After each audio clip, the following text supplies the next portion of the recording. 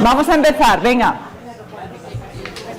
Una persona del equipo escanea el código QR y pone el nombre del equipo en la aplicación. Vamos a hacer una pregunta de prueba, ¿vale? Para que veáis cómo funciona la aplicación. Si no escaneáis bien, tenéis la dirección arriba, ajaslide.com MHSRF.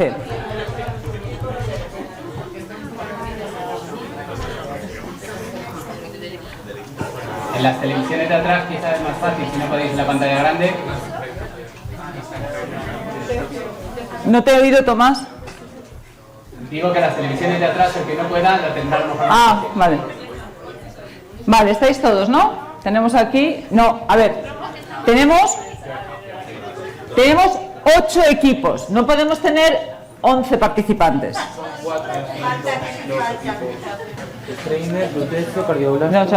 No. Tenemos aquí 10 usuarios de 50. Si tenemos 8 equipos, son 8 usuarios.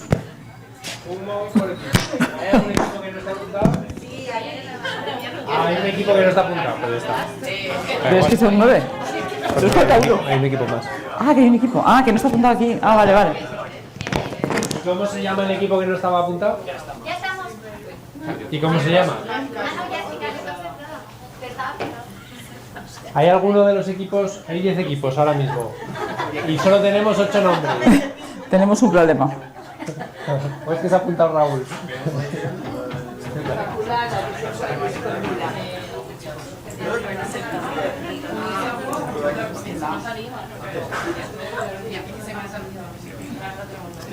A ver, chicos. 8 participantes. O 9. Nos ha echado. Y a mí, pero me he vuelto a meter. ¿Qué os ha echado? Bueno, pues vale, vamos a empezar. Que sea lo que Dios quiera. Ya está. Vamos a empezar. Sí, no. Vale, entonces.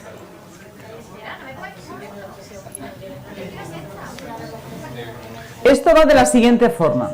Desde el atril vamos a presentar los casos clínicos. Y en un momento dado va a haber una pregunta con 4 respuestas. Vamos a ver la pregunta, vamos a leer las respuestas y después vamos a pasar a esta pantalla. Entonces, cuando pasemos a esta pantalla, vais a ver esto. Aquí tenemos los jugadores. ¿Vale?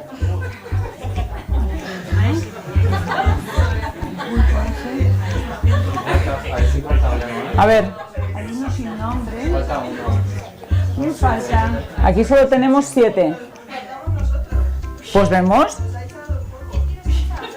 Pues usad otro móvil. Ahí estáis, ¿no? Venga.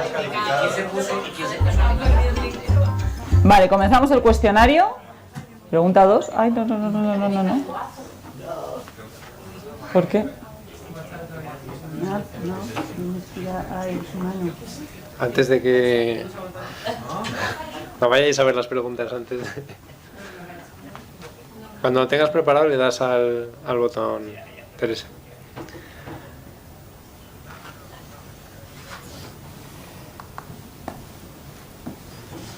Vale. Esta es la primera pregunta de prueba. Hay que contestar en 20 segundos. En el dispositivo tenéis las respuestas, ¿vale? En el móvil... Las estáis viendo, ¿no? En la respuesta pulsáis y decís enviar. Entonces, vais viendo en la barra de arriba, hay una cuenta de 50 a 100 y en función de la velocidad a la que os apuntéis, pues os da una puntuación por cada una de las preguntas, ¿vale? En este caso, pues parece Sí, que todos sois 8, ¿no? humanos. Muy bien. 8. 8, 8 de 8, perfecto. Como acaba de decir Yo, Teresa, la puntuación será por tiempo y por respuesta correcta. Es decir, a respuesta correcta, el que menos tiempo tarde en contestar, mejor puntuación. Va a ser difícil que haya empates. Muy bien. Venga, pues empezamos. Empezamos, vamos allá. Mi nombre es Eduardo Zatarain, muchos ya me conocéis. Yo soy cardiólogo en el Gregorio Marañón y os voy a presentar el primer caso. Tenemos también a Patricia Cruz Castellanos, de Oncología Médica de La Paz, a Alberto López, de Hematología de la Fundación Jiménez Díaz, a Pilar Mazón, del Servicio de Cardiología del Hospital Universitario de Santiago de Compostela, y Teresa, que ha estado en la coordinación de los casos. El primer caso. Se trata de una mujer de 78 años, con los factores de riesgo cardiovascular, hipertensión, dislipemia y diabetes, que está en tratamiento por un cáncer colorectal. Se intervino, cirugía, era un T3N1 sin metástasis, con invasión linfovascular y perineural y RAS mutado. En 2014 recibió una primera adyuvancia y por progresión se añadió bevacizumab en 2015. En 2017 se ve un nódulo pulmonar y se empieza mantenimiento con fluoropirimidinas y bevacizumab hasta 2018. Es entonces cuando, de nuevo, objetivando progresión pulmonar, se incluye en un ensayo clínico con vinimetinib y nivolumab. Se empieza el 27 de septiembre del año 2018 y la paciente comienza 15 días después con astenia, pérdida de fuerza en el cuello, sobre todo, de una semana de evolución. ¿Qué pruebas iniciales le pediríais a esta paciente en urgencias?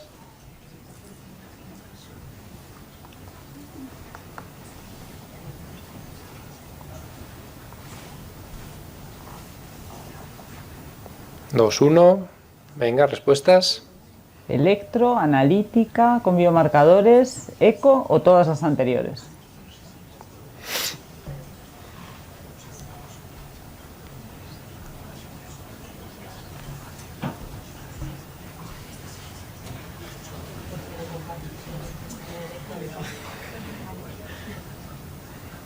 Tenemos las respuestas. 5 equipos han respondido todas las anteriores, que como veis es la correcta. 2 equipos han respondido únicamente analítica con biomarcadores cardíacos, CK y proteína C reactiva. Y ningún equipo ha respondido electro y eco. Y hay un equipo que no ha respondido, ¿no? ¿A alguien se le ha pasado darle el clic o algún problema en la aplicación? Bueno, pues la respuesta correcta es, como habéis visto, todas las anteriores, ¿no? En estos pacientes, me imagino que ya habéis hilado, y es una paciente que está recibiendo inmunoterapia, está recibiendo vinimetinib y puede tener riesgo de hacer, por la inmunoterapia, una complicación inmunomediada consistente en un cuadro miasteniforme, también afectación muscular. Y en estos casos, una de las toxicidades habituales que se asocian es la miocarditis. Pues muy bien, como veis en el electrocardiograma, que ha habido 2 grupos que no querían pedirlo, se ve una T negativa. Es que mira que me canso de decir que pidan un electrocardiograma, ¿eh? Una T negativa en V1, V2, V3 y V4. ¿Esto es normal o es patológico? ¿Alguien que levante la mano? ¿Normal, patológico? Es patológico, ¿vale? QR es estrecho con una T invertida hasta V5, esto es patológico, sí o sí. ¿Y qué os llama la atención de este otro electro a las 24 horas? Porque es que los electros cambian y no hay que verlo solo en un momento determinado. No teníamos electro basal de la enferma, no sabemos si esto ya lo tenía antes de empezar el tratamiento. Son 78 años, factores de riesgo. Uno pensaría en cardiopatía isquémica, anda, tiene 523 de troponina. No tenía dolor torácico, 2.400 de CK, 1.500 de NT-proBNP. ¿Esto es normal? No, son todo datos patológicos y sin embargo la función ventricular normal, sin ninguna alteración en la contracción segmentaria. Y a las 24 horas ensancha el QRS, hace un bloqueo de rama derecha que no tenía, con un PR que se mantiene igual, las T's invertidas hasta V4, que con un bloqueo de rama derecha podrían ser, pero esto, sin un aumento de frecuencia que te lo justifique, etcétera, es un trastorno de la conducción que ya nos tiene que mosquear. Trastorno de la conducción, elevación de troponinas, una elevación muy marcada de CK con un cuadro muscular.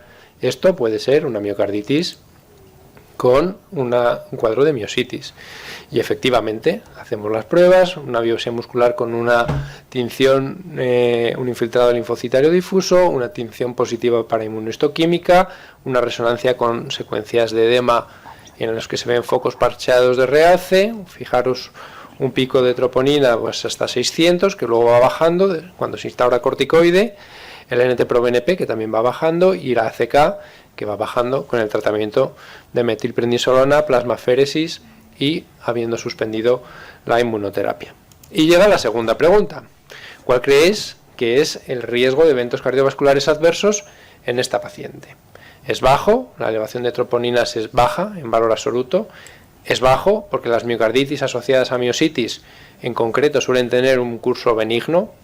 Es alto, pues la aparición de edema en la resonancia asocia mal pronóstico. O es alto, pues la anchura del QRS es preocupante en esta paciente. ¿Preparados? 5, 4, 3, 2, 1. Responded.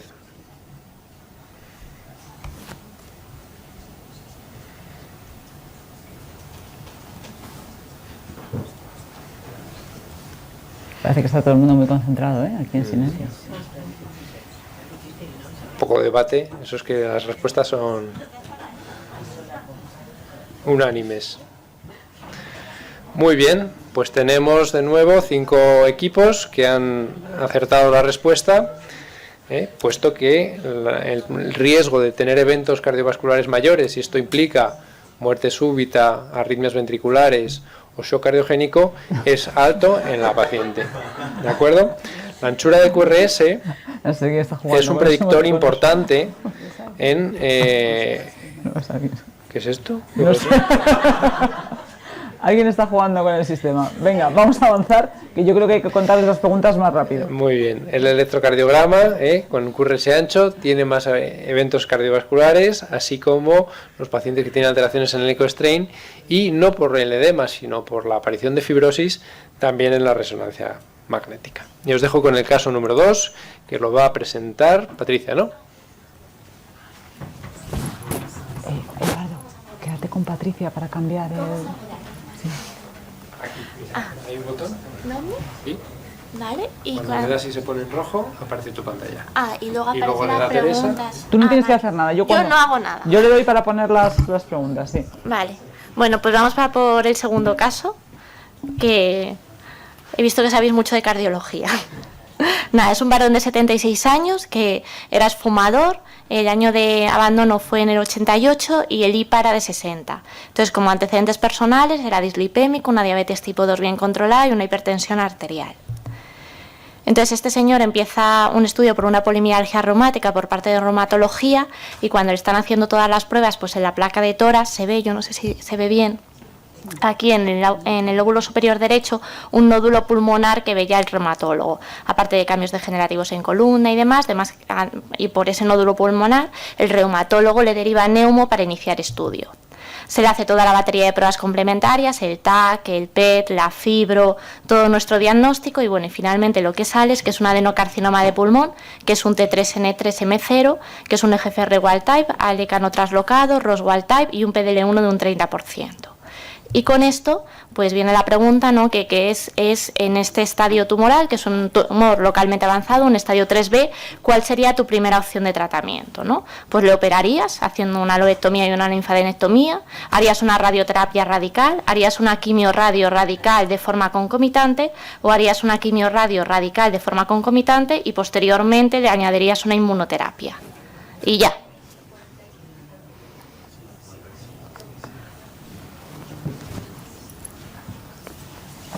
Tenéis de todas formas las respuestas, quedan un poco largas en el dispositivo para votar. Sí.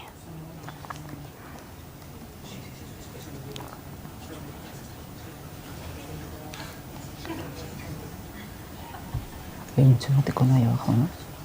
Hay emoticono ahí abajo.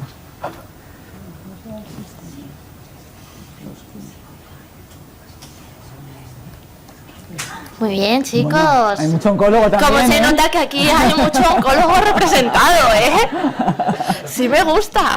Ah, pues efectivamente. Tienes que darle al botón. Ahora le tengo que dar a esto. Sí. Venga. Claro. Pues nada, una quimio-radio y posterior inmuno, porque tiene un PDL1 en 30%, en base al ensayo Pacific, que sabemos que es nuestro nuevo estándar de tratamiento, ¿no? Le ponemos el esquema Pacific, hacemos la quimio-radio y después le ponemos el Durva durante 12 meses, y la quimioterapia que en este caso escogemos es un platino PM3E. ¿vale? Entonces, la siguiente pregunta es, ¿a este paciente se le debería hacer una revisión cardiológica antes del tratamiento? No, no es necesario al no tener eventos cardíacos previos, solo si se descontrolan los factores de riesgo cardiovascular, solo si recibe otra quimioterapia cardiotóxica posterior y si, dado su riesgo cardiovascular y el tratamiento con platino, bueno, ahí está, vale, es un PM3, no es un tasano, al tratamiento con platino y PM3 previo. ¿Ya podéis votar?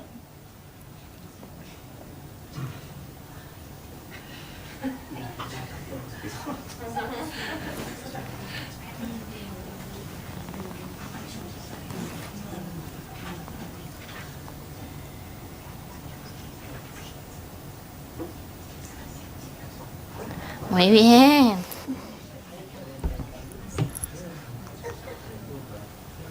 Muy bien. Efectivamente, sí, hay que hacerle un control porque tiene riesgo cardiovascular, ha recibido un platino, ha recibido un PM3 y ahora va a recibir una inmunoterapia. ¿Vale?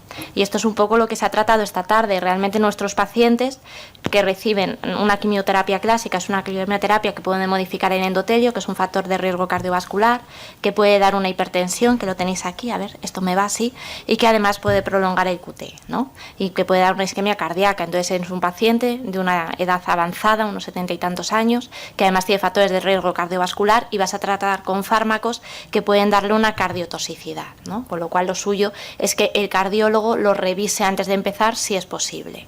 Entonces, hacemos el tratamiento, se consigue una estabilidad de la enfermedad e inicia el durvalumab 24 ciclos o 12 meses, ¿no?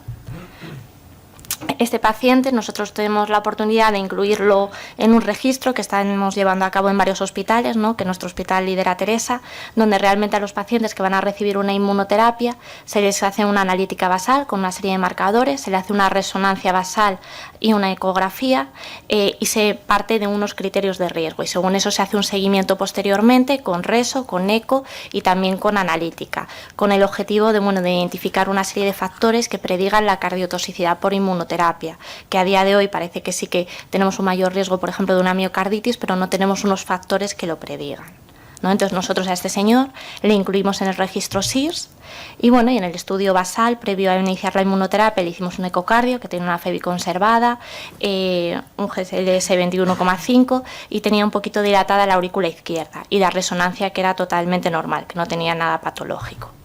Sin embargo, pues cuando llevamos aproximadamente unos 3 meses de tratamiento con el durvalumab, el señor que estaba en Galicia de vacaciones empieza con un dolor torácico agudo, con sensación de palpitaciones, lo cual le hace ir a la urgencia, ¿no? Y se le hace un electro que está en FA. Yo no sé si este es el electro que trajo el de Galicia, ¿puede ser? Sí, ¿no? Vale, un electro que está en FA. Entonces, ante esto, ¿qué hacemos con el señor, no? Decimos, bueno, tiene dolor torácico, el señor tiene una serie de alteraciones, se trata de un infarto, directamente le derivamos a la urgencia para que le vea el cardiólogo urgente. Es una miocarditis, debo suspender la inmunoterapia y que el paciente ya no reciba más tratamiento. Es una miocarditis, debo iniciar corticoides o, bueno, tengo que solicitar una troponina, un eco, iniciar beta bloqueantes, anticoagulación y demás.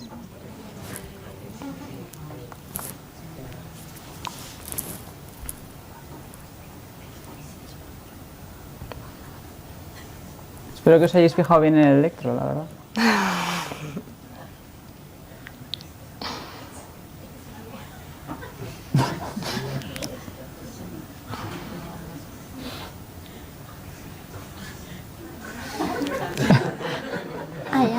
¿Qué hacéis? Muy bien, chicos. Joder, habéis aprendido mucho, lo sabíais, ¿eh? Efectivamente. Muy bien, muy bien. Muy bien, se ha faltado. Tienes que darle al botón rojo, Pati. ¡Ay! Bueno. Entonces, efectivamente, le hacemos todas las pruebas. ¿Por qué? Porque el paciente está con la inmunoterapia y sabemos que uno de los efectos que puede aparecer, que es poco frecuente, pero que sí que es cierto que puede aparecer, es la miocarditis, ¿vale? Y que además, bueno, pues en pacientes con antecedentes de riesgo cardiovascular, como es nuestro paciente, hipertenso, dislipémico, diabético, mayor y con platinos, pues puede haber un mayor riesgo. Además, los estudios nos dicen que, bueno, que desde que iniciamos el tratamiento hasta que se da el evento de la miocarditis puede ser 34 días. Nuestro paciente lleva 3 meses, pero no se puede descartar porque sí que es cierto que hay un porcentaje que hacen miocarditis tardías. Casi todos elevan la troponina y tienen alteraciones en el electro, ¿no? En nuestro caso, realmente el paciente no elevó la troponina, las pruebas funcionales que se hicieron, vamos, la ecografía y demás, era normal y el electro solamente mostró la FA, pero bueno, ante un evento, una nueva arritmia en un paciente que está en tratamiento con inmunoterapia, pues siempre lo tenemos que descartar. El electro que nos decía que estaba en FA, el CHAS era de 4, la analítica, la tropo y la ProBNP fueron normales y la eco fue normal. De manera que, bueno, cardiología, que lo derivamos, descartó de manera razonable que fuera una miocarditis, inició un anticoagulante oral y un bisoprolol y se controló el paciente. Y ya está. Aquí. Muy bien. Pues venga, el caso 3. Espera, te lo digo ahora mismo. ¿Aquí? Sí. Venga. Este es un caso de Teresa de la Paz. Y bueno, pues se trata de una mujer con un cáncer de mama, tiene 58 años, hipertensa y diabética, en tratamiento con anlodipino y metformina. Es un ER2 positivo que había recibido antraciclinas, ciclofosfamida y un taxano e inició tratamiento con trastuzumab. La función ventricular después de las antraciclinas y previo al trastuzumab era normal por eco 3D, que sabéis que es la técnica ideal de elección, tenía un 67% y se hizo un strain longitudinal global que también era normal con un menos 18%. El strain es más normal cuanto más negativo y más anormal cuanto más se acerca al cero. La troponina basal era normal.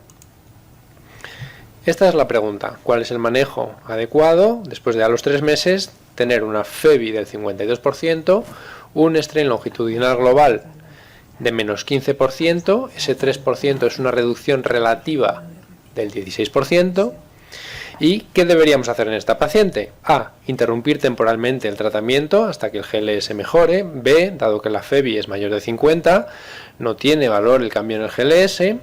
C. Se trata de una toxicidad grave, dado que el descenso de la FEBI es más del 10% y es necesario interrumpir definitivamente el trastuzumab. Y la D. Mantener trastuzumab al ser una disfunción asintomática leve, pero con seguimiento más estrecho y cardioprotección. ¡Ay! Pero bueno. No pasa nada. No Perdón, pasa nada. dale, Teresa. Lo siento. A ver si aciertan. A ver si aciertan. Igual era la que iban a poner. Seguro. Si son muy listos. A ver quién es más rápido, ¿eh? ¿Cómo es cuando hace eso? Muy bien. Si falláis esta ya, hubiera sido el colmo. Efectivamente, ¿no? Esto es para ver que el sistema funciona. Efectivamente. Sabéis que tenemos una nueva definición de las toxicidades en cardiooncología que se publicó este enero. Es un documento de consenso de la Sociedad Internacional de Cardiooncología, entre los que está Teresa como autor, y es muy práctico y además es muy importante porque no toda la cardiotoxicidad implica detener el tratamiento y además no con todos los fármacos. En este caso estamos hablando de que es una disfunción ventricular ligera en una paciente asintomática, una paciente asintomática en el que tiene una disminución del GLS del más del 15%, ¿no? Cuando la FEBI baja en esta horquilla, sabéis que la función ventricular tiene una variabilidad fisiológica que puede estar en un 10%, entonces, claro, tener un 67% y bajar a un 52% es una variación importante, no lo podemos achacar a una variabilidad de la propia técnica fisiológica, pero cuando además le añades la variabilidad de la técnica en sí, del ecocardiograma, pues puede haber dudas, ¿no? En estos casos ayuda el strain, que al tener una evolución también esa reducción apoya que sea un dato de cardiotoxicidad y podría apoyar también la elevación de péptidos natriuréticos o de marcadores de daño miocárdico, la troponina, ¿vale? Por tanto, la última, que era empezar cardioprotección y seguir con cuidadito a la paciente, es lo que estaría recomendado. Siguiente caso, caso 4. Buenas tardes, yo soy Alberto López de la Fundación Jiménez Díaz y de la unidad de linfoma de la Fundación Jiménez Díaz.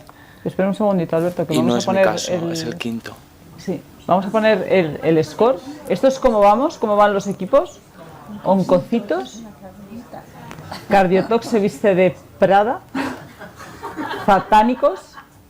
Lutecio y cardiociclinas. Y los demás pues van detrás, claro. Entonces, bueno, pues esto para que os vayáis poniendo un poco las pilas, ¿eh? Es un epidermoide de pulmón el siguiente, no sé quién era el caso. ¿El qué? Hace calor, sí. ¿Cuál es? Sí. Un epidermoide de pulmón, no sé. Sí. Sí. Dale al botoncito para cambiar la pantalla. Genial. ¿Cuál es el botón de cambiar la pantalla? ¿Esto de aquí atrás? Esto. Sí. Vale. Bueno, yo soy cardióloga y es un paciente cardiológico, pero hay un par de preguntas, un poco de cada cosa.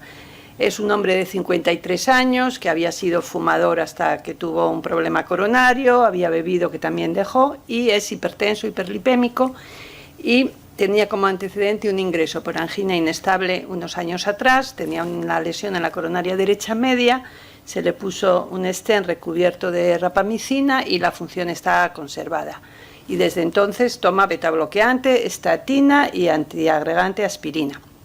4 años después le diagnostican un cáncer de pulmón y le hacen una cirugía. Inicialmente queda bien, después hace una recurrencia y entonces se indica quimioterapia con carboplatino, Taxol. Y durante la administración del primer ciclo empieza con un dolor torácico, se pone muy sudoroso, muy disneico, clínicamente muy afectado, y se le hace un electrocardiograma, que es este, ¿no? Entonces, bueno, a los cardiólogos probablemente no les quepa mucha duda de lo que es, los que no sois cardiólogos, ¿alguien se anima a decir algo? ¿Os llama la atención como para llamar al cardiólogo de guardia? Sí, porque, sí, claro, la respuesta es sí. Le estáis haciendo el electro en el hospital de día, ¿no? La duda es si se llama al cardiólogo de guardia. Bueno, parece que se llama al cardiólogo de guardia, tiene una elevación del segmento ST, las derivaciones inferiores y casi también aquí lateral baja, con una imagen en espejo bastante extensa en el resto de las derivaciones.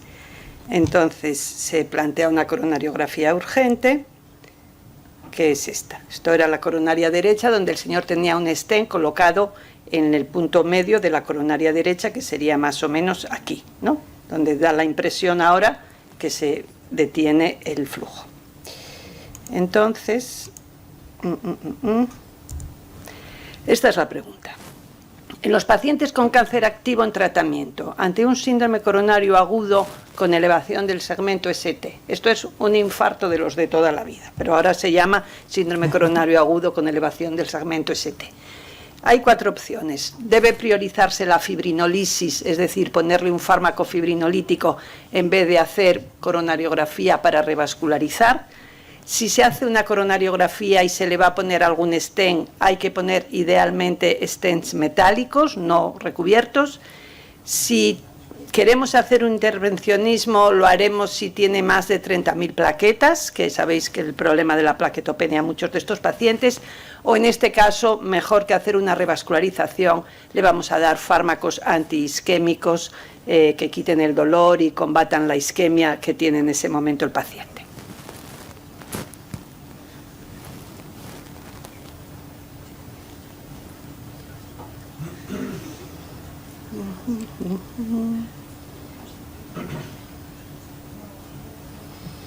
Ahí va uno, por ahí. A alguno no le ha gustado la pregunta.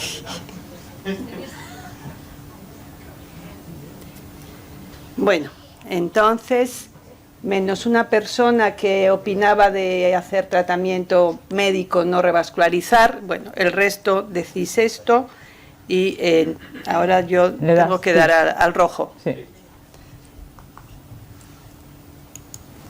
Entonces, efectivamente, esta es la respuesta correcta. Hay una serie de documentos, por ejemplo, este artículo de arriba, los que estéis interesados, de Herman, de los efectos tóxicos vasculares, algunos consensos de sociedades internacionales, sobre todo estas que son de intervencionismo, las guías europeas, pues esto, las indicaciones de revascularización no difieren de la población sin cáncer, especial consideración por el problema de la plaquetopenia, por encima de 30.000 plaquetas se puede hacer intervencionismo, poner stents, únicamente luego hay que tener consideraciones especiales con el tiempo y el tipo de antiagregante que se le deje después. Y la otra cuestión, una vez que a esto se le hizo al señor, y como veis, se abre toda la coronaria derecha, que era una coronaria derecha, pues como veis, con muchísimo territorio que dependía de esa lesión. Y bueno, este paciente se le había puesto tratamiento con carboplatino y Taxol. Aquí es los oncólogos los que tenéis que ayudar a los otros. ¿Qué afirmación es cierta en relación a estos fármacos y el riesgo de isquemia? Carboplatino es un antimetabolito que puede provocar aterosclerosis. Carboplatino es un agente alquilante que puede provocar vasoespasmo. Taxol es un anticuerpo monoclonal muy trombogénico y Taxol es un agente antimicrotubular, falta ahí una T, que no se ha relacionado nunca con la isquemia. Esta es la pregunta, 2 preguntas sobre el carboplatino y 2 sobre el Taxol. Si uno, ahora a lo mejor no da, bueno, sale todo. Carboplatino antimetabolito de aterosclerosis, carboplatino alquilante vasoespasmo, Taxol anticuerpo trombogénico y Taxol antimicrotubular, nunca isquemia.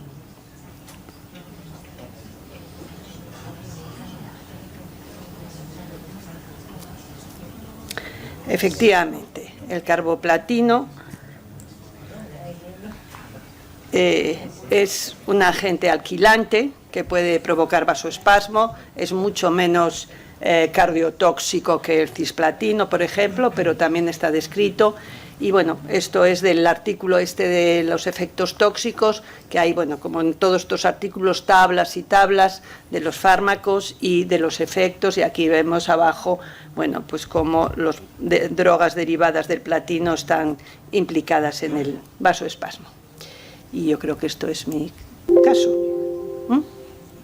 Ya no hay más, eran 2 preguntas. Sí, sí. Vale, el siguiente caso es el tuyo, 5, sí. Ahora sí, vamos con el quinto caso. Es un paciente de 72 años con antecedentes de hipertensión arterial y en tratamiento con verapamilo en ese momento.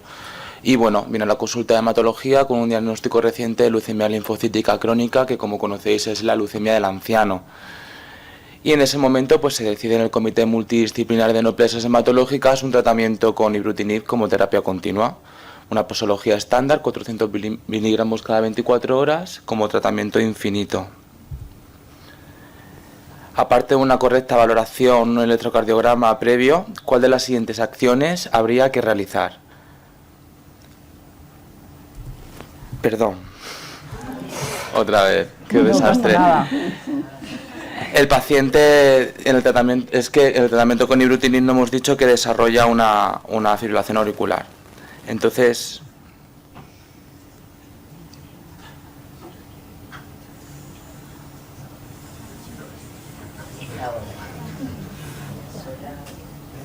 muchas preguntas, ¿no?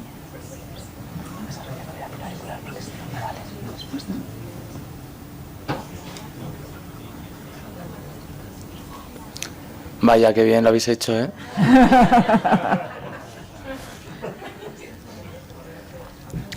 Antes de empezar tratamiento con ibrutinib es importante tener apoyo de farmacia hospitalaria, y es porque bueno, los fármacos dirigidos contra la leucemia linfocítica crónica básicamente son tratamientos dirigidos. La inmunoquimioterapia ha quedado desplazada a líneas posteriores afortunadamente, pues suelen tener muchas interacciones medicamentosas, sobre todo los inhibidores potentes y moderados del citocromo 3A4.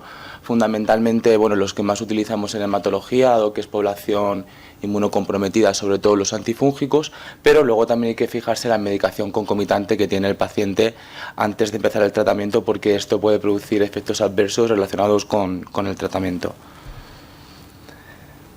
Se hace un electrocardiograma basal. El basal es rigurosamente normal y el paciente a los 9 meses empieza con una frecuencia cardíaca alterada y un ritmo irregular. Se realiza este electrocardiograma que como la mayoría sois cardiólogos lo sabéis mejor que yo, desarrolla una fibrilación auricular. Y a ver si ahora lo hago bien y no la lío. El paciente, No toques nada. el paciente no ha presentado síncope, ni disnea, ni ortopnea, no tiene ningún síntoma de insuficiencia cardíaca ni dolor torácico. ¿Cuál de las siguientes estrategias es la más adecuada? A. Control de frecuencia con diltiazem. B. Control de frecuencia con metoprolol. C. Control de ritmo con amiodarona o una cardioversión urgente.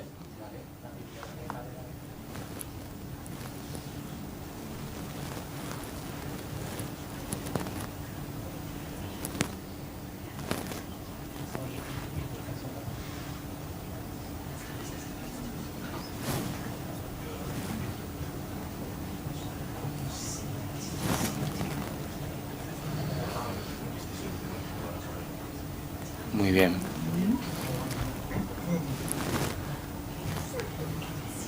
Perfecto.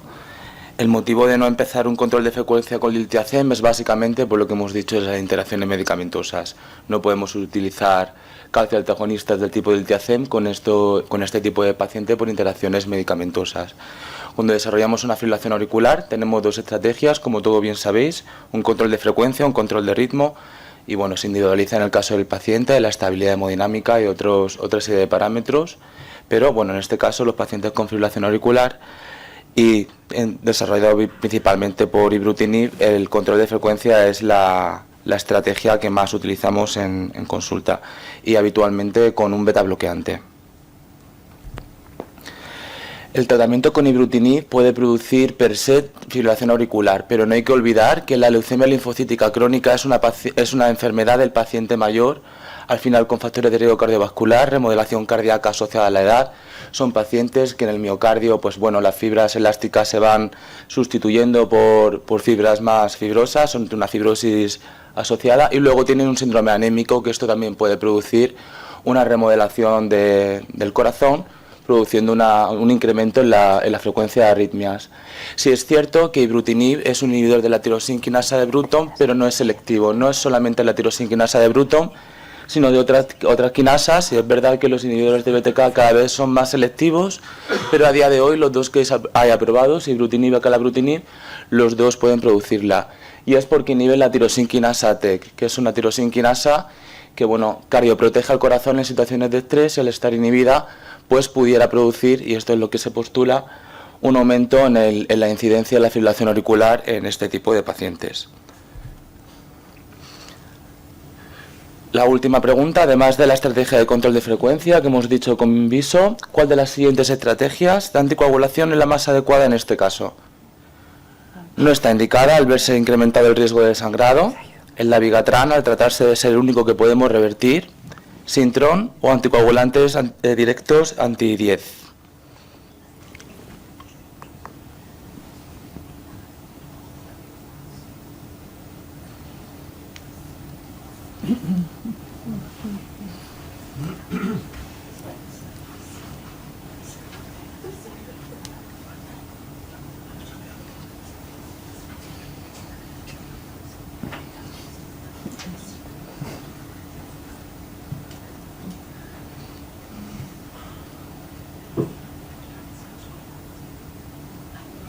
Muy bien. La charla inmaculada ha hecho su efecto. Los fármacos que solemos utilizar en pacientes con leucemia linfocítica crónica suele ser sobre todo apixaban y rivaroxaban, básicamente porque de oxaban tenemos menos experiencia y las guías lo que recomiendan es rivaroxaban y apixaban. Y esto es básicamente por interacciones medicamentosas de ibrutinib, en este caso con la glicoproteína P, que aquí sí que pueden aumentar los niveles de ibrutinib. Ibrutinib de manera intrínseca puede aumentar los niveles de sangrado, tiene un efecto aspirin-like. Hasta el 18% de los pacientes pueden desarrollar hemorragias, un 2% hemorragias graves, y parece que con dabigatran, a pesar de ser el único que tiene reversor a día de hoy, este riesgo de sangrado puede aumentar. Y bueno, como ya hemos visto en charlas anteriores, hay que individualizar en función del claramiento de creatinina de cada paciente, y luego apixaban también en función de la edad. Y el siguiente caso. Ay, sí está inmaculada.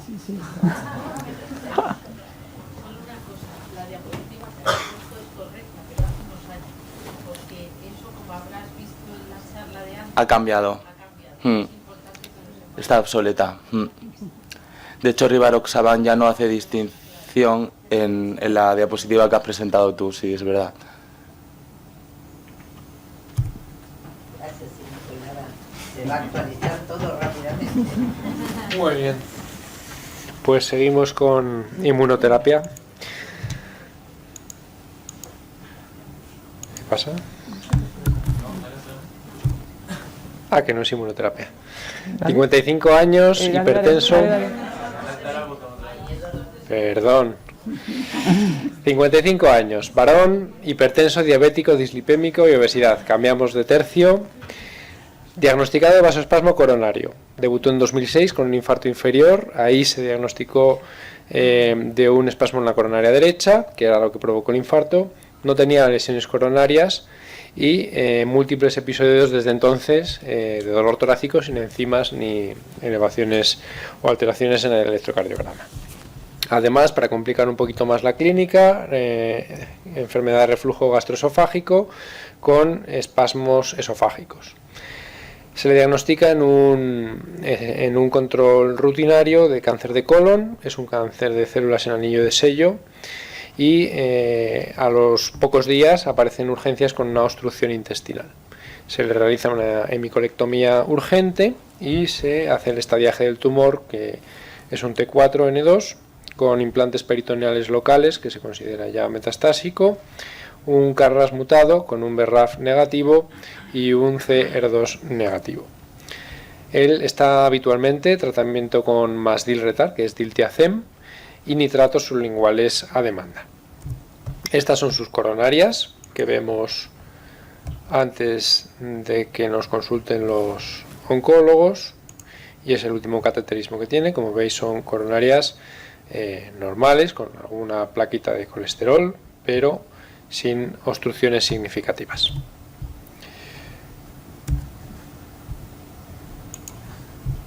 ¿Cuál consideraría respuesta falsa, ojo, falsa, en relación con el tratamiento de fluoropirimidinas, que es lo que nos proponen los oncólogos para este paciente? Sabéis que las fluoropirimidinas se asocian a vasoespasmo. A. Están contraindicadas en pacientes con vasoespasmo previo. B. El triacetato de uridina puede usarse en casos de cardiotoxicidad grave, pero su eficacia no está bien establecida en el vasoespasmo. C. Estos pacientes pueden no estar completamente protegidos a pesar de dosis altas de calcioantagonistas. Y D. En ocasiones el debut puede ser una muerte súbita. La falsa. Teresa.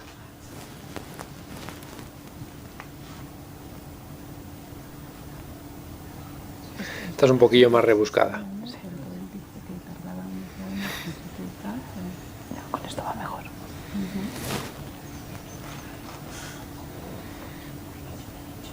Lo ideal es tener este integrado en la presentación, pero con los vídeos pega muchísimo. No sé. Muy bien, pues se nota que hay un amplio componente de oncología entre la audiencia, porque habéis acertado. Yo como cardiólogo esto me lo he tenido que estudiar, no lo sabía, pero efectivamente no hay una contraindicación en ficha técnica de las fluoropirimidinas en vasoespasmo. De hecho, el mecanismo por el cual las fluoropirimidinas producen eventos isquémicos agudos, aunque hay casos en los que se ha evidenciado vasoespasmo, hay otros muchos en los que no, y es controvertido y no se sabe muy bien la fisiopatología, pero no hay una contraindicación. Del resto de las opciones, pues efectivamente el triacetato de uradilo no está claramente demostrado que pueda utilizarse como preventivo en la cardiotoxicidad. Las otras opciones era que no están siempre protegidos con calcioantagonistas, y así es. En los estudios que se han hecho hay alguno que sale algo positivo, son todos estudios pequeños y no hay una evidencia clara de que los calcioantagonistas prevengan efectivamente el vasoespasmo, y en ocasiones el debut puede ser una muerte súbita arrítmica en estos pacientes. Hay también controversia en cuanto a qué pacientes tienen más riesgo de producirse o de tener eventos coronarios durante el tratamiento con fluoropirimidinas. En un registro danés a la izquierda tenemos que los pacientes con más con enfermedad aterosclerótica coronaria previa desarrollan más eventos coronarios a lo largo del tratamiento, y sin embargo a la derecha un estudio retrospectivo con una cohorte unicéntrica pero grande de pacientes. Son los pacientes más jóvenes y con menos factores de riesgo los que más hacen eventos coronarios durante el tratamiento con fluoropirimidinas.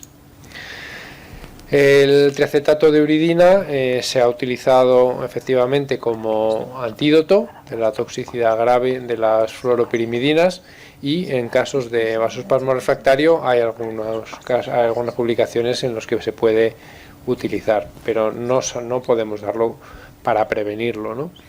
Además, en estos pacientes también se recomienda hacer estudio genético antes de empezar el tratamiento, porque hay algunos pacientes más predispuestos a desarrollar toxicidad. Siguiente caso, este es el de Pilar. Antes de ir al caso de Pilar, vamos a ver un poco cómo vamos de puntuaciones. Quedan 5 preguntas, ¿vale? Quedan 5 preguntas, entonces tenéis que correr, para intentar que no haya empate, porque no nos va a dar tiempo al desempate. Eduardo, ¿cuáles eran los premios? Que no nos hemos dicho, igual esto estimula la respuesta de los últimos casos. Para los ganadores habrá una inscripción para el Congreso Internacional, ¿no?, de AICOS, online, que es en Toronto y en septiembre. Para los segundos, esa sería la medalla de oro radiante, ¿no? Para los segundos, que es la medalla de plata, la vamos a llamar de inhibidores del checkpoint, tendremos una inscripción gratuita al Cardiotox, que se celebra aquí en Madrid en septiembre. Y para el tercer puesto, la medalla de antraciclinas de bronce, tendremos un premio en formato de ebook con casos clínicos, y es el libro de AICOS que se utiliza para la acreditación de cardiooncología.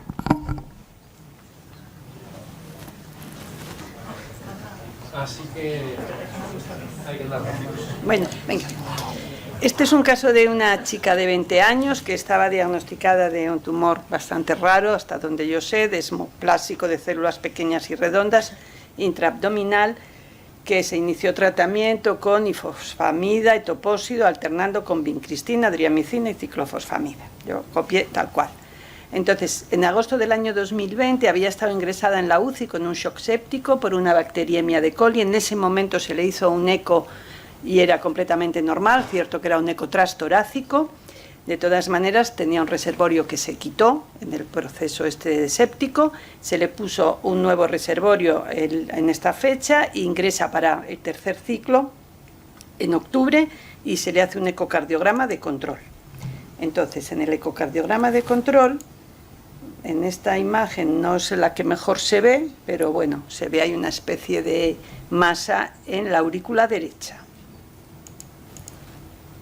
Aquí se ve otra proyección, se ve muy bien la tricúspide, esto que se ve por aquí más denso, que es el catéter del reservorio, y aquí la masa. No está muy claro si toca o no toca, si la masa está en el reservorio, está en la pared de la aurícula.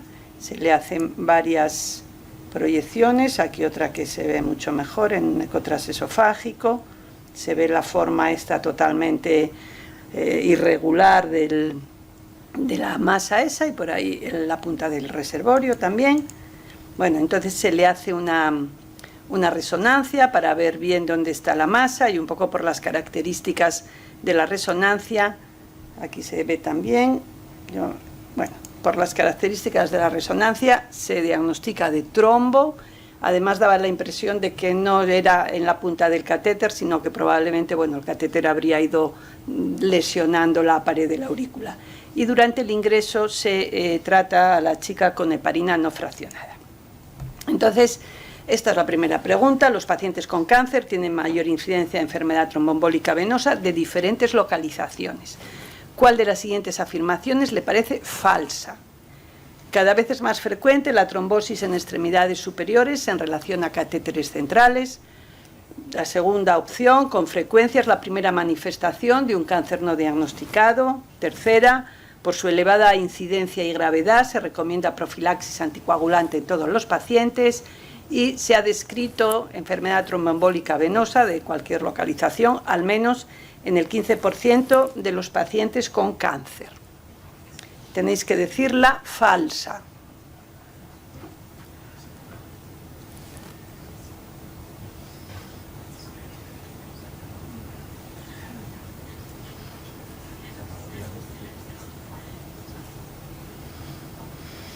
El tiempo se acabó y, bien, todos sabéis que no hay que hacer profilaxis a todos los pacientes.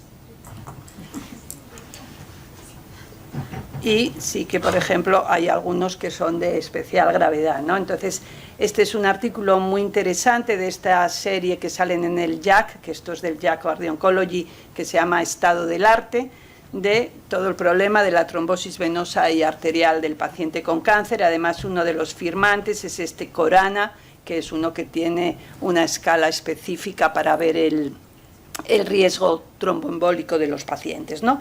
Y bueno, esto es un poco lo que decían las opciones. Por lo menos el 15% de los pacientes con cáncer desarrollan trombosis venosa. En muchas ocasiones aparece como primera manifestación y además lo otro es que puede aparecer en los brazos, en la circulación abdominal, en muchos más sitios que no la famosa trombosis venosa de las piernas.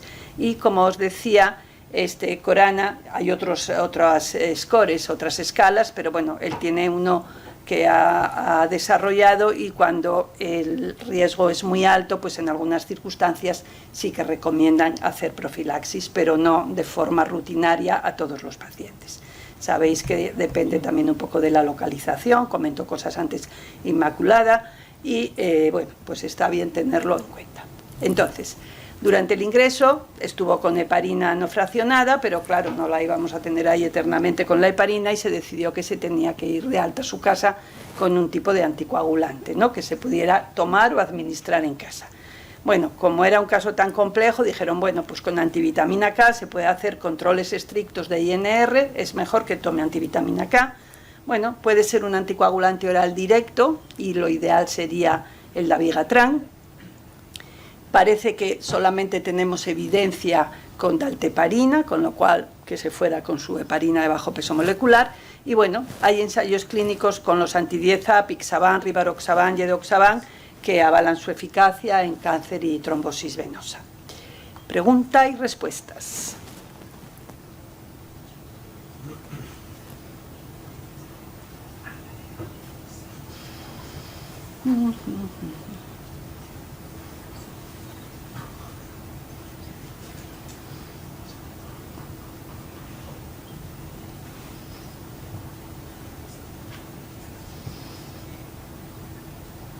Bueno, pues hay un par de personas que piensan algo diferente a lo que se consideró, que bueno, se decidió que después de comentar con farmacia de oncología que tiene sus propios farmacéuticos y darle varias vueltas, se decidió que se marchaba a su casa con apixaban, porque bueno, lo de la antivitamina K, por mucho control de INR que se quiera hacer, es casi imposible en los pacientes mantenerlo. No solo hay evidencia con la dalteparina y precisamente la mayoría de los ensayos clínicos hechos en cáncer y trombosis venosa son de anticoagulantes directos, son pues con estos tres, con los anti-10A, apixaban, rivaroxaban y edoxaban. Dos. Uno le puso Sintrón, Inmaculada, ¿eh? Siempre y cuando se confirmó que no había interacción medicamentosa con todas esas cosas que le están dando. Queda el 8, el último queda. Sí, Eduardo. Quedan 3 preguntas. 3 preguntas. No podemos hacer la clasificación, que el programa tampoco está ágil. Funciona bien, pero no va a deseo. Bueno, pues estas son... Bueno, para mí difíciles, pero a ver qué os parece. O sea que aquí hay que ir rápido. 81 años, varón, hipertenso y dislipémico, con un antecedente de fibrilación auricular paroxística que estaba ya en tratamiento anticoagulante con Sintron, Inmaculada, Apocar, de 100 miligramos cada 12 horas, y metoprolol, 100 miligramos medio comprimido. Este paciente tiene un cáncer de próstata, hormonosensible, que había estado tratado con Zoladex y bueno, comienza con dolor de espalda. En las revisiones le hacen un TAC y se ve que hay progresión con adenopatías y aparición de lesiones óseas sugerentes de metástasis en un SPECT óseo. Se decide, por tanto, cambiar el tratamiento a viraterona con prednisona 5 miligramos. Ahí va la pregunta: ¿cuál sería el cambio en su medicación habitual? Recordad, metoprolol, Sintron, flecainida. Suspendería la flecainida y la sustituiría por amiodarona. Suspendería el Sintron y lo sustituiría por rivaroxaban. Suspendería el metoprolol y lo sustituiría por bisoprolol. O suspendería flecainida, metoprolol y Sintron, lo sustituiría por edoxaban y bisoprolol.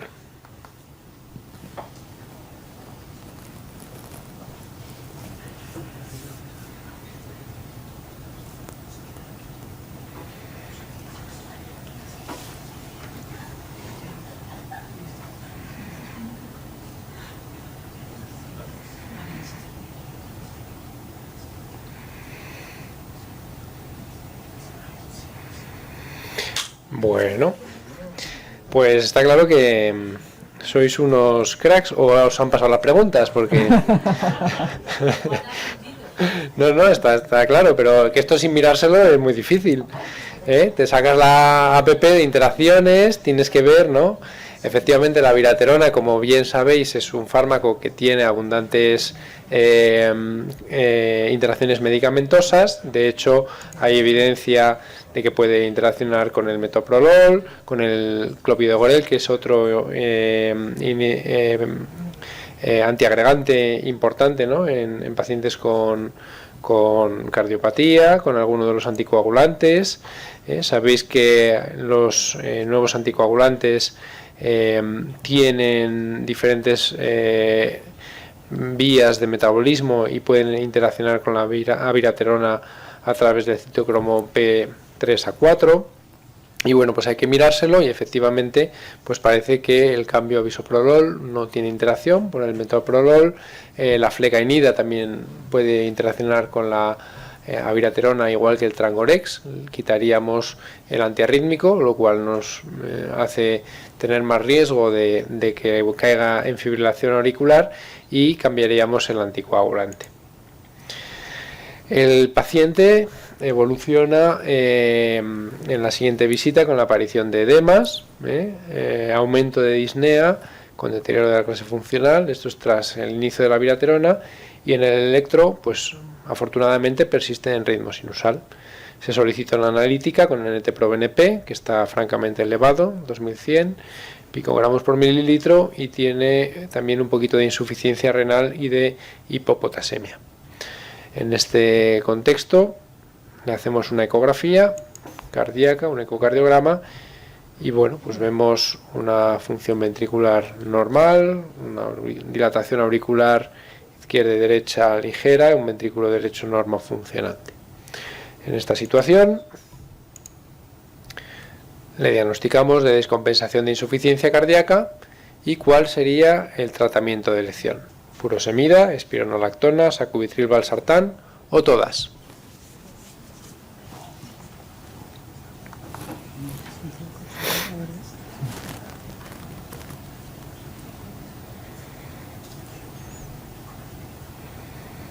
Votamos. Ahora sí que os estáis jugando el Congreso de Toronto, ¿eh? Penúltima pregunta. Penúltima pregunta.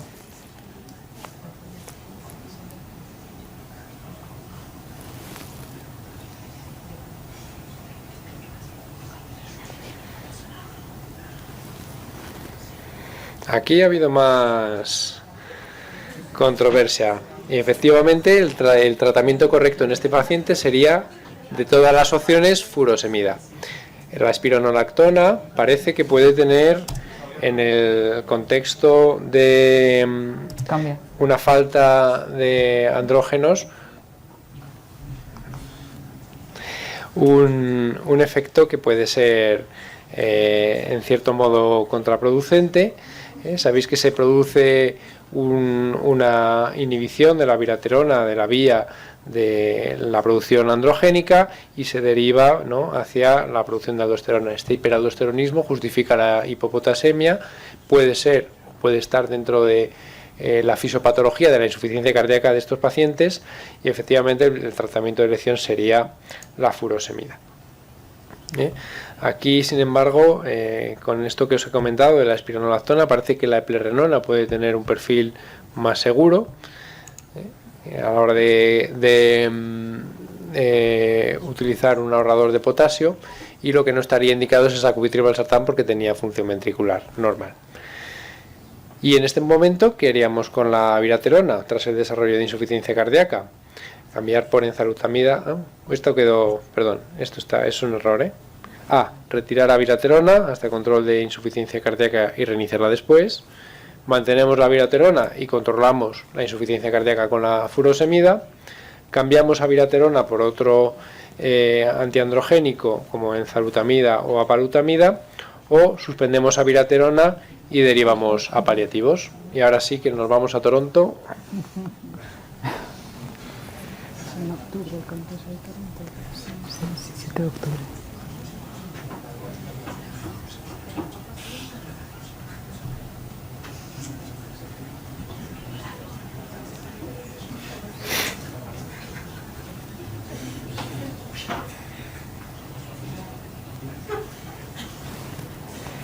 Pues aquí estamos. ¡Wow! Bueno, aquí han cambiado los scores seguro. Pues muy bien. Y antes de pasar a saber quién es el ganador, la respuesta correcta que hemos dado es la C, cambiar la viraterona por otro antiandrogénico. Y en principio, una vez se desarrolla insuficiencia cardíaca, no hay ninguna evidencia de que debamos mantener el tratamiento, y puede ser un evento adverso importante, ¿no? Entre los estudios comparativos que hay de abiroterona y enzalutamida, parece que efectivamente la enzalutamida es menos cardiotóxica, y bueno, pues eso sería la respuesta correcta. No está mal, ¿eh? Y bueno, pues ahora... Ya los casos de reserva yo creo que no va a hacer falta, pero bueno... Que no va a dar tiempo, ¿no? Porque son las 7:05, Tendremos que ver quién es el ganador. Sí. Bueno, ahora cuando veamos quién es el ganador...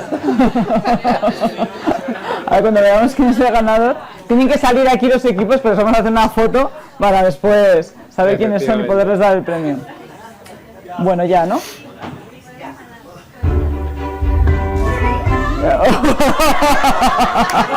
Bueno, muy bien. A ver, necesitamos que salga Cardiotox. Y el primer premio va para Cardiotox, se viste de Prada, ¿no? Sí. Acercaros aquí, por favor. No, son mixtos.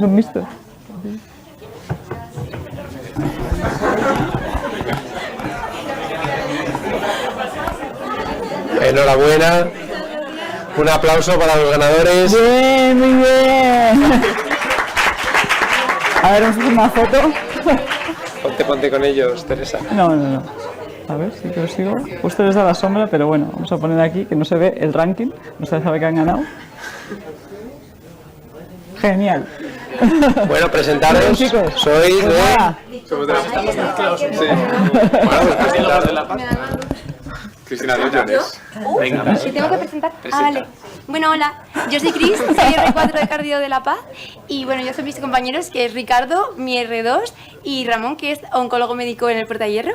Y nada, es que no sé qué más digo. Enhorabuena. Quedaros ahí, que no hacemos a todos los equipos.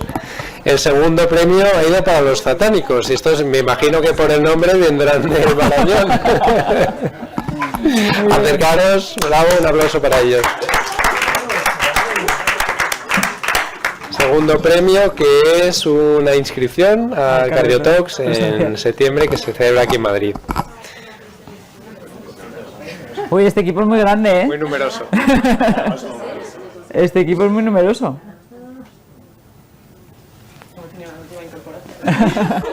Muy bien, presentaros, por favor. Bueno, yo soy Pilar, soy R1 de hematología en el Marañón. ¿Y mis compañeros? Javi, de oncología médica también del Marañón, Cris, de oncorradioterápica del Marañón, María José, que es mi R2 de hemato, y Andrea, que también es de oncología radioterápica, somos todo del Marañón. Bueno, es un cardiólogo, ¿eh? Y muchas gracias. Ahí, muy bien, muy bien.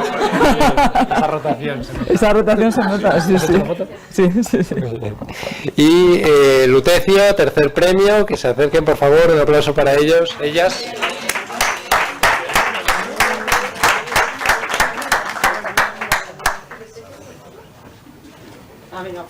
Foto.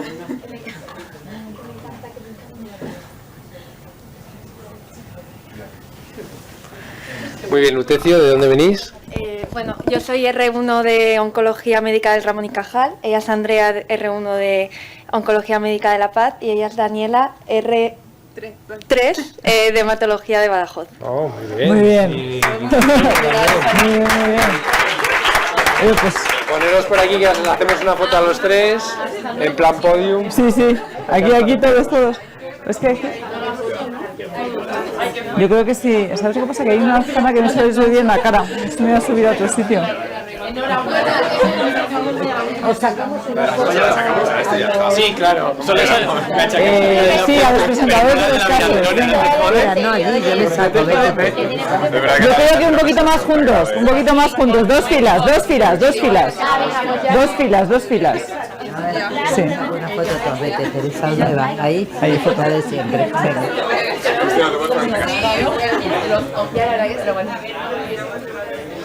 A ver, cardiotos. Ay, ahora sí. Un momento, como los jóvenes que hacen 40 seguidas, no te rasques. Ya está. Muy bien.